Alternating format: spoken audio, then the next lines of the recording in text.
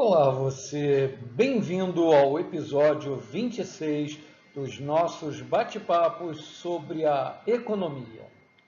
Como você já sabe, aqui você vê a economia sem enrolação, de maneira bem simples e com vários exemplos práticos. Nesse episódio, vamos continuar conversando sobre a inflação, que é um fenômeno monetário. Nessa continuação, vamos abordar o conceito de combate às reais causas da inflação, já que normalmente os populistas tentam sempre, sem sucesso, atacar somente as consequências. A foto da capa desse episódio mostra um supermercado no Brasil em 1993, às vésperas de mais uma troca de moeda para cruzeiros reais, que cortou 3 zeros da moeda, da moeda anterior, que era o cruzeiro. Então, os preços nas placas, como por exemplo o da cerveja Antártica, passaram de 29.500 cruzeiros para 29 cruzeiros reais e 50 centavos. As notas em circulação não foram trocadas, apenas receberam um carimbo do Banco Central sobre elas com um novo valor. Essa moeda só vigorou entre agosto de 93 e 30 de junho de 1994, quando, a partir dessa data, foi iniciado o Plano de Estabilização Econômica, denominado o Plano Real, e que realmente atacou a hiperinflação, que durante 15 anos havia levado o Brasil à falência financeira. O Plano Real, que esse ano completa 25 anos, começou pelo ataque às causas da inflação e o processo de recuperação da economia no Brasil à época. Se você está gostando de acompanhar nossas conversas, deixe aqui embaixo o seu like, compartilhe o vídeo e clique no sininho para receber os avisos dos próximos episódios. Meu nome é Luiz Azevedo e espero que você goste desse episódio. Conforme falamos rapidamente no episódio anterior, em fevereiro de 1994, há exatamente 25 anos, durante o governo do presidente Itamar Franco e tendo Fernando Henrique Cardoso como ministro da Fazenda, foi colocado em operação o Plano de Estabilização Econômica, denominado de Plano Real.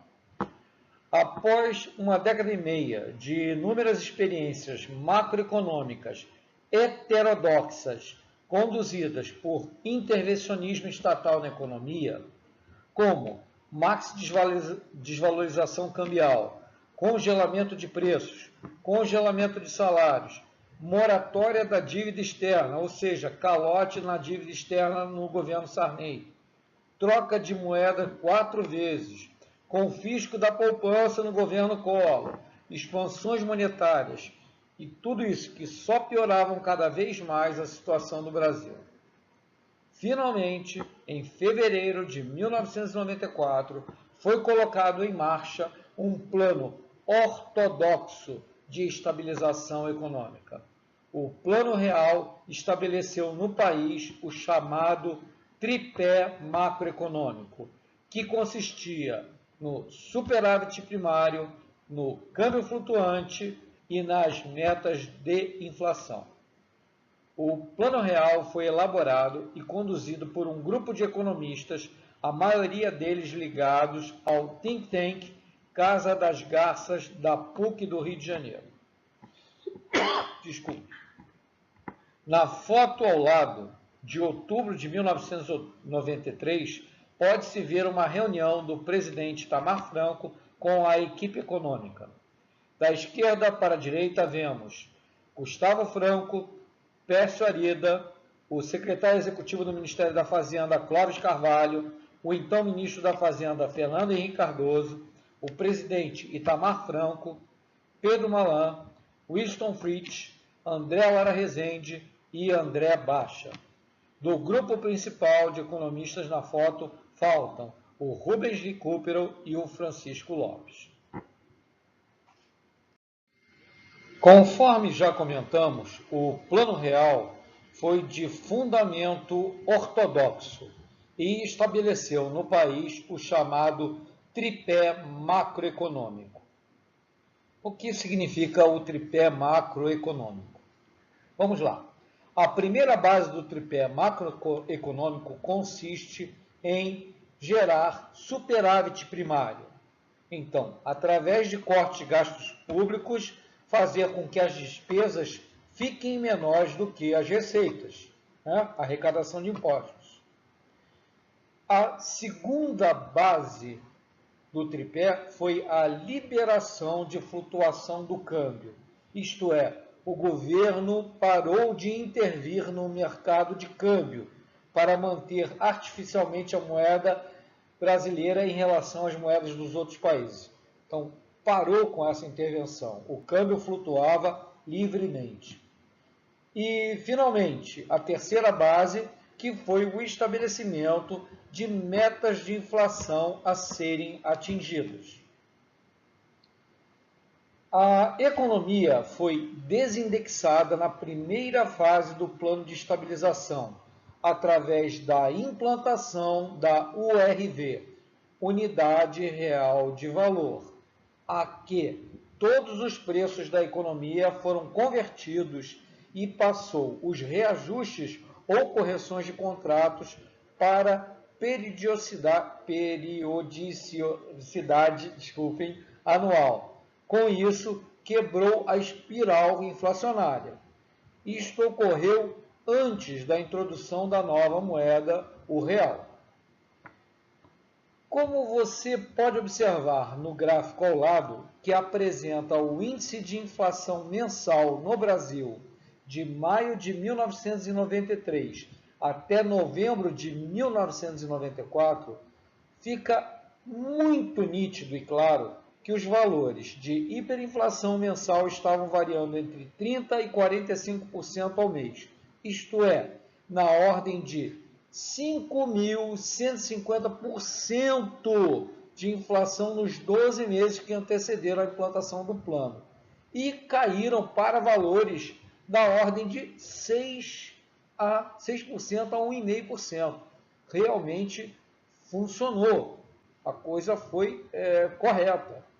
O Plano Real foi um marco fundamental para o Brasil, que conseguiu, além de colocar o país de volta na direção do crescimento, conseguiu marcar no brasileiro uma cultura anti-inflacionária, pois as famílias, principalmente as de baixa renda, conseguiram voltar a ter condições de planejar as suas vidas.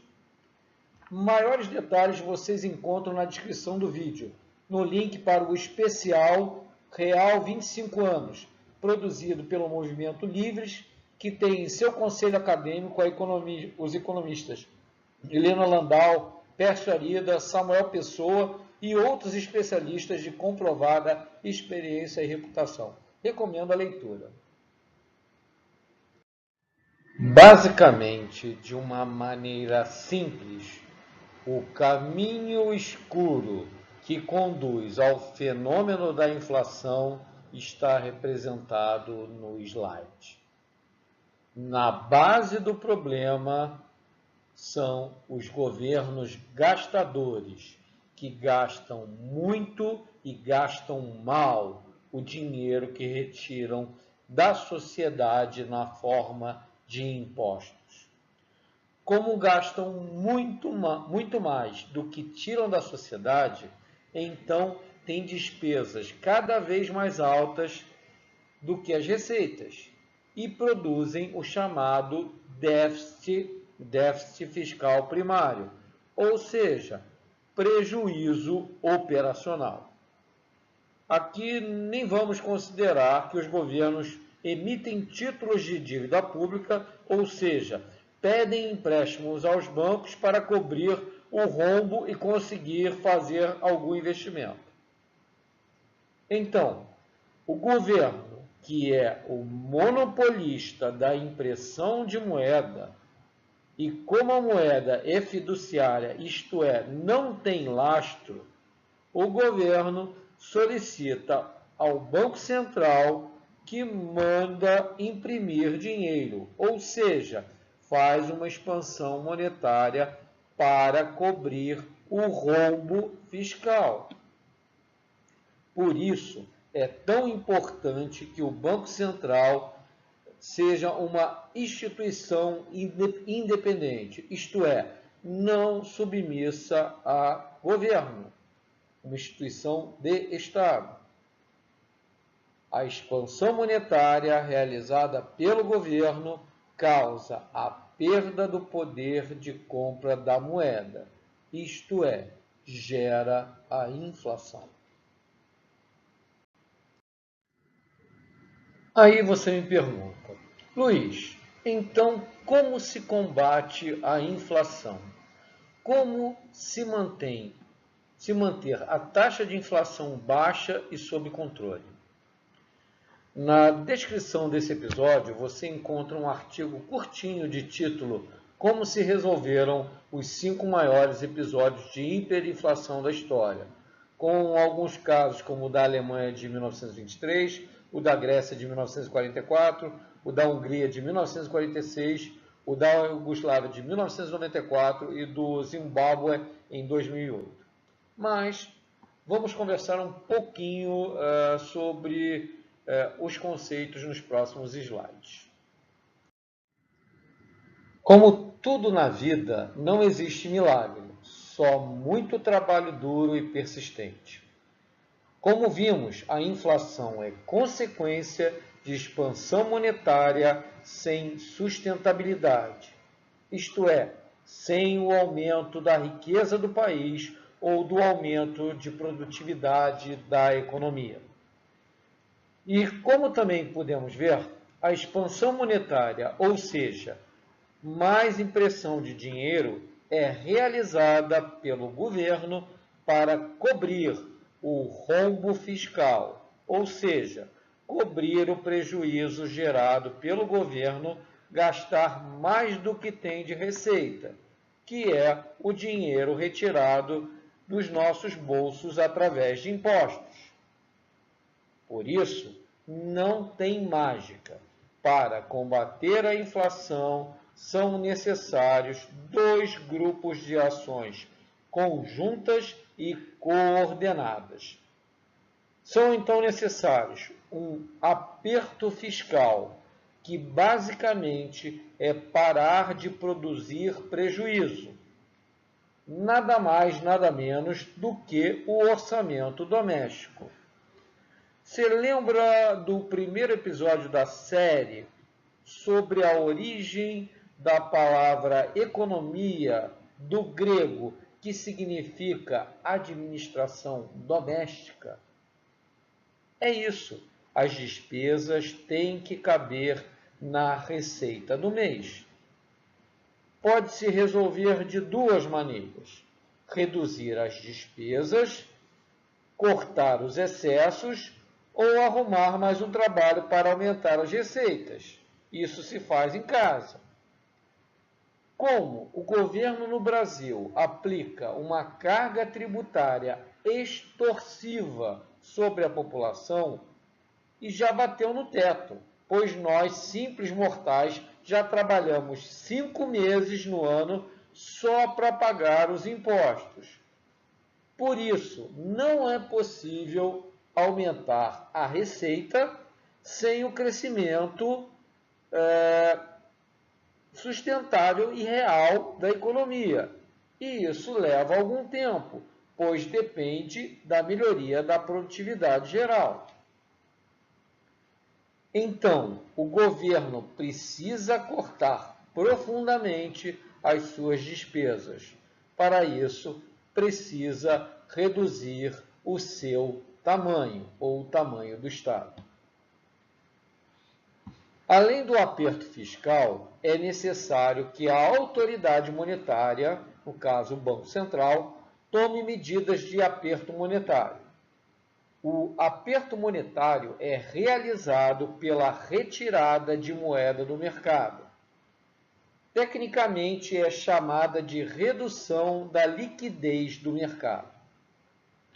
Operacionalmente, o Banco Central vende títulos de dívida do país no mercado e recebe a moeda em pagamento. Então, essa quantidade de moeda é removida do mercado e fica guardada em títulos do governo. Outra maneira do Banco Central reduzir a quantidade de moeda no mercado é aumentar o nível do depósito compulsório dos bancos. Com isso, por exemplo, o Banco Central pode aumentar de 40% para 50% a exigência de retenção dos depósitos bancários, reduzindo a moeda fracionária. Conversamos sobre isso no episódio 23, o que também tem graves efeitos. Lembrete, um orçamento equilibrado, isto é, as receitas cobrem as despesas e ainda é possível de economizar um pouco, evita que o governo se utilize da expansão monetária para cobrir o déficit público fiscal. Para que possamos visualizar melhor esse conceito do aperto monetário, vamos fazer uso do gráfico taxa de juros versus quantidade. Por que estamos utilizando a taxa de juros no eixo Y do gráfico, onde normalmente utilizamos o preço? Lembre que conversamos em episódios passados que os juros nada mais é do que o custo do dinheiro. Então, vamos lá. Temos a curva vermelha de demanda por moeda pelas pessoas e a curva azul de oferta ao A1 de moeda pelo Banco Central, que, como você observa, é uma reta, isto é, uma quantidade fixa de dinheiro Q1 que é colocado no mercado. Na intersecção das duas curvas, você tem um ponto A, que é o ponto de equilíbrio entre a oferta e a demanda de moeda, e que, para a quantidade de moeda ofertada Q1, é definido uma taxa de juros R1, que é o custo intertemporal da moeda na economia.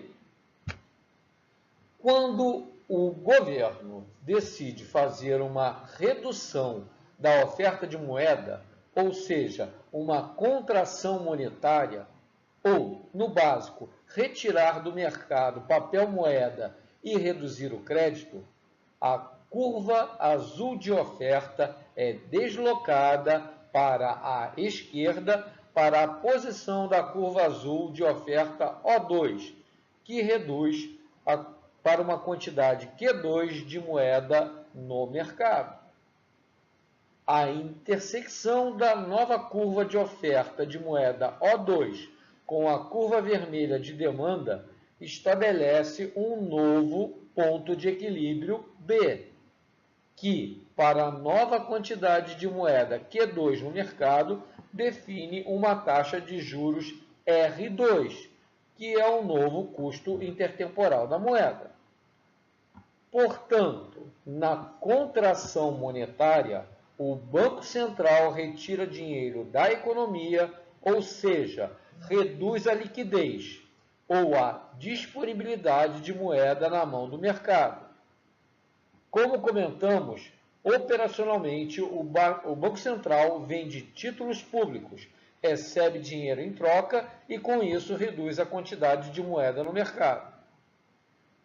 Para conseguir atrair interessados em comprar os títulos do governo, o Banco Central precisa oferecer taxas de juros mais altas.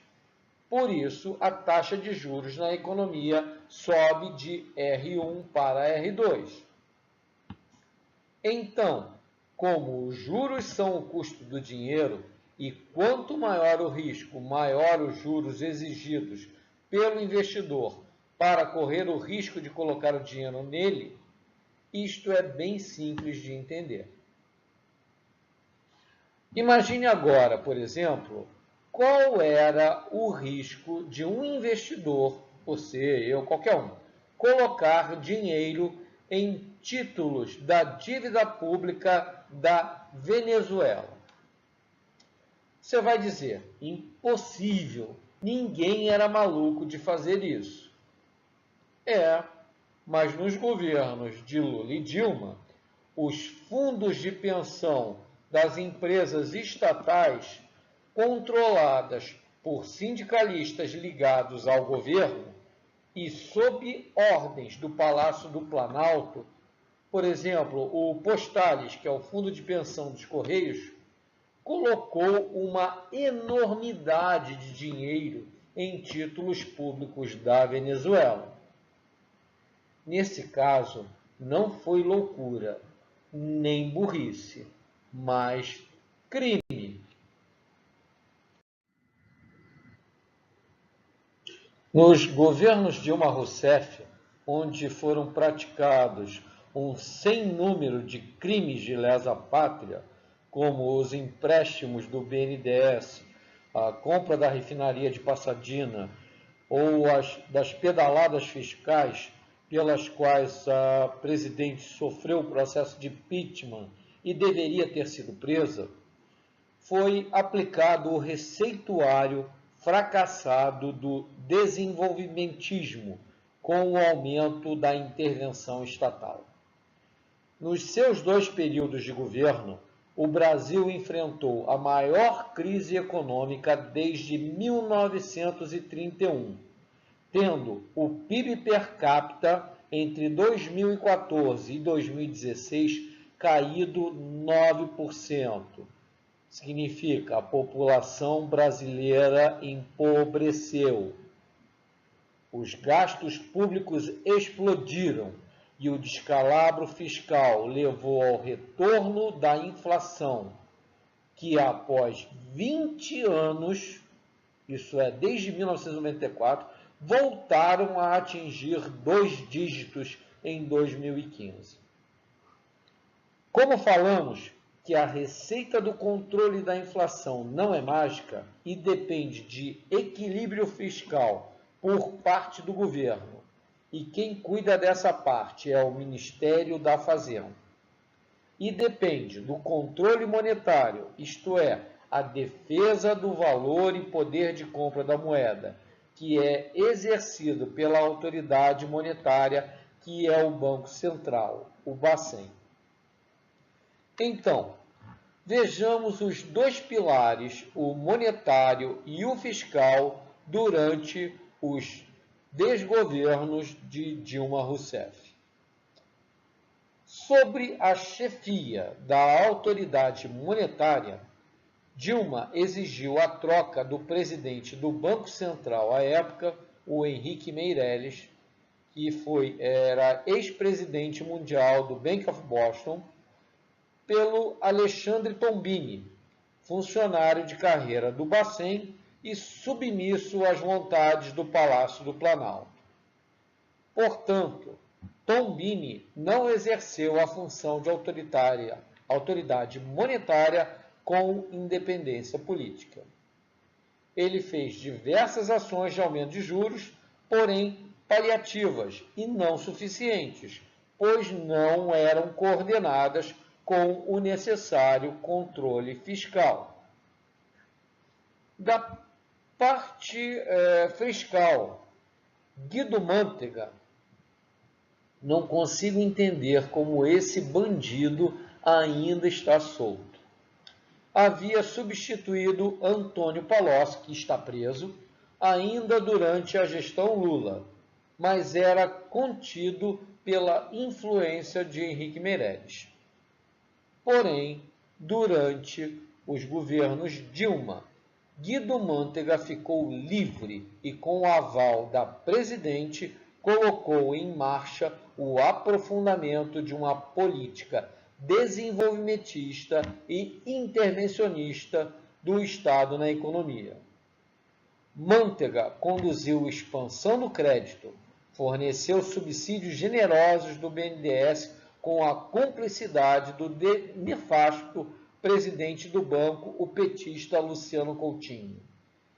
Fez intervenção no setor elétrico com redução da tarifa elétrica, intervenção de preços de combustíveis, aumento indiscriminado de despesas de programas de governo, principalmente com forte viés populista em ano eleitoral, como Bolsa Família, Minha Casa Minha Vida, FIES, Ciência Sem Fronteiras. Aumentou as despesas com o funcionalismo público, aumento de contratações, aumento de salários e aumento de benefícios. Uma orgia desenfreada de gastos estatais. Fracasso anunciado. Os dois pilares centrais da política econômica, o fiscal e o monetário, entregues a ações ideológicas irresponsáveis e conduzindo ao aumento do rombo. E como que eles faziam? Como dizia a presidenta, como não havia meta, eles dobravam a meta e com isso dobravam as ações perniciosas para todo o país e toda a população. Recomendo buscarem no Google as colunas do economista, os artigos do economista Alexandre Schwartzman sobre os descalabros das ações da equipe econômica da presidente Dilma. Na figura do slide, nós vemos um dragão simbolizando a inflação e um leão, que é o símbolo da Receita Federal. Aqui nós queremos abordar o que alguns especialistas econômicos na mídia e políticos populistas, que eu chamo de Estado afetivos, ou defensores de um Estado grande e interventor, às vezes advogam como uma solução para a inflação. Como comentamos no episódio número 1, os economistas da corrente marxista definem que a inflação é um fenômeno de consequência da desigualdade social. Aí, então, eles defendem que o governo use da política tributária como subsídios, ou seja, redução de impostos, para anular o efeito inflacionário sobre alguns produtos.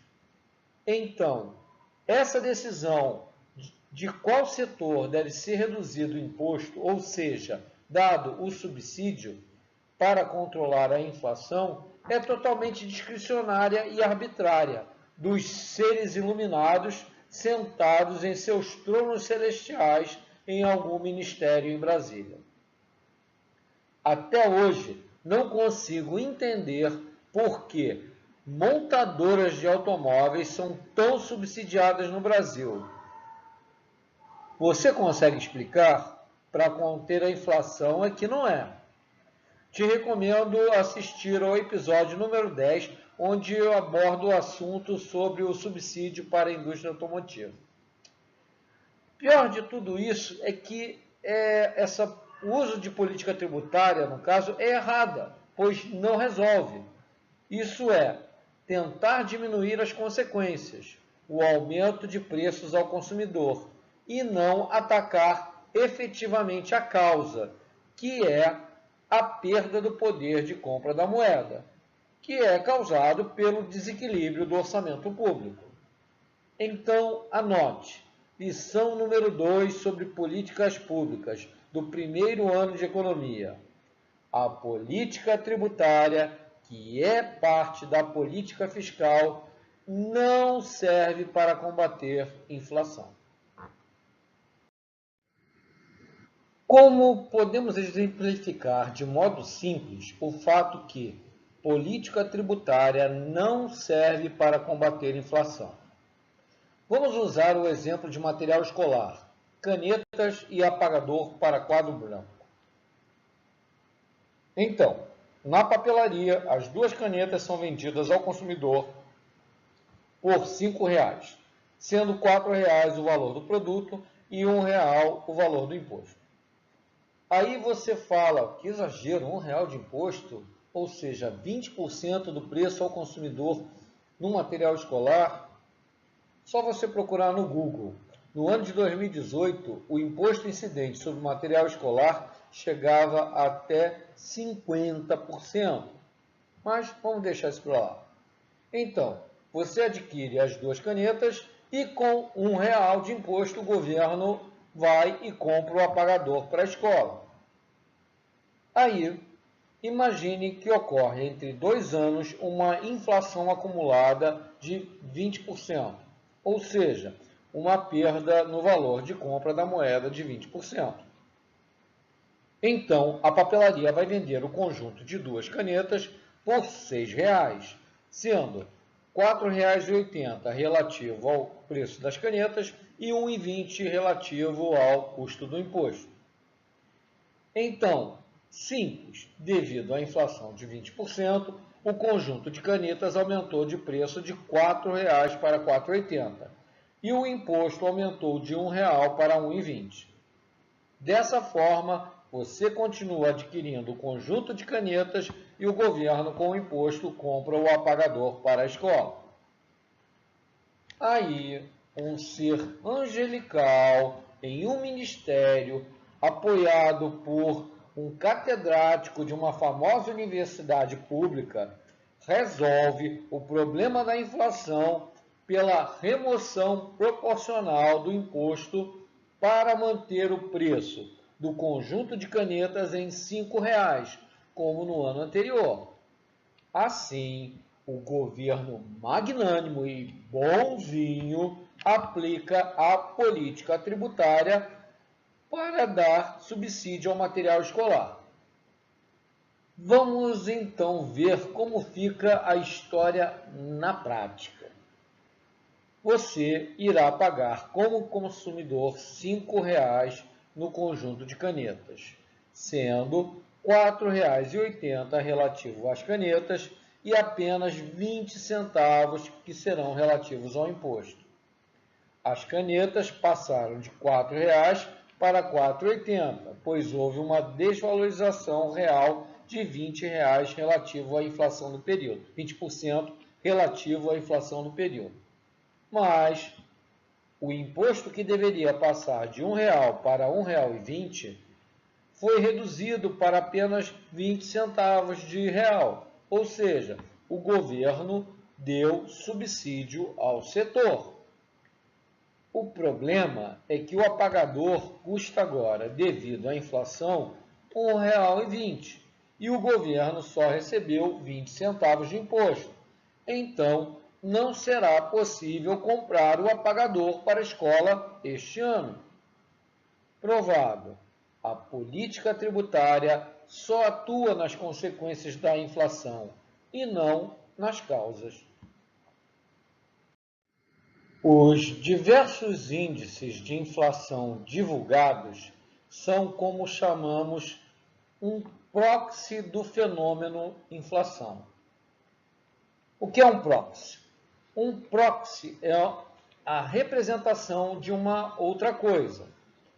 Geralmente usa-se um proxy nas situações em que aferir diretamente é difícil, impossível e custoso. Um proxy será algo correlacionado com aquilo que se deseja obter, mas mais fácil de obter. Então, o IPCA, o Índice de Preços ao Consumidor Amplo, medido pelo IBGE e utilizado como índice oficial de inflação, é um proxy da inflação. Ele toma preços de subconjuntos da economia. Você pode observar no gráfico do slide a variação de diversos índices de medida de inflação entre abril de 2015 e março de 2016, isto é, durante um ano. Vemos o índice oficial IPCA do IBGE, o índice IGPM da Fundação Getúlio Vargas, o INPC também do IBGE, o IGPDI da Fundação Getúlio Vargas e o IPC da Fundação FIPE. Dependendo dos contratos no mercado, os agentes econômicos escolhem um tipo ou outro para índice de correção ou renovação ou extensão de contratos.